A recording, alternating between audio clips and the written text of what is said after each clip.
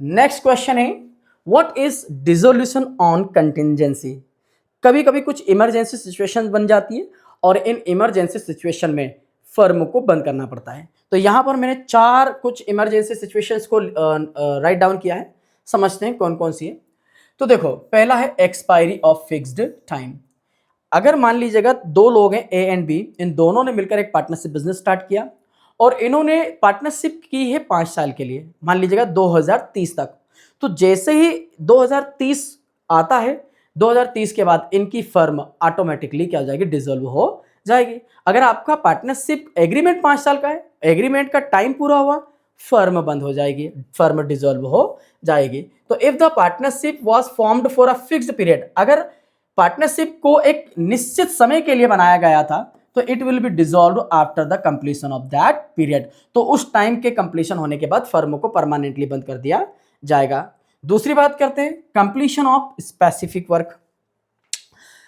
अगर हमने किसी के साथ में पार्टनरशिप की है किसी एक पार्टिकुलर काम को कंप्लीट करने के लिए, राइट, और जैसे फॉर एग्जांपल जैसे अगर अपन बात करते हैं कि भाई हम एक बिल्डिंग बनाना चाह रहे हैं, तो हमने क्या करा, किसी एक नए व्यक्ति को पार्टनरशिप में ऐड किया और हमने तय करा कि यार ये जो बिल्डिंग है, इस बिल्डिंग को हम पार्टनरशिप में बनाएंगे। और जैसे वो बिल्डिंग बन के तैयार हो चुकी होगी, हमारी जो पार्टनरशिप थी वो भी बाय डिफॉल्ट डिसॉल्व हो जाएगी, एंड हो जाएगी, राइट।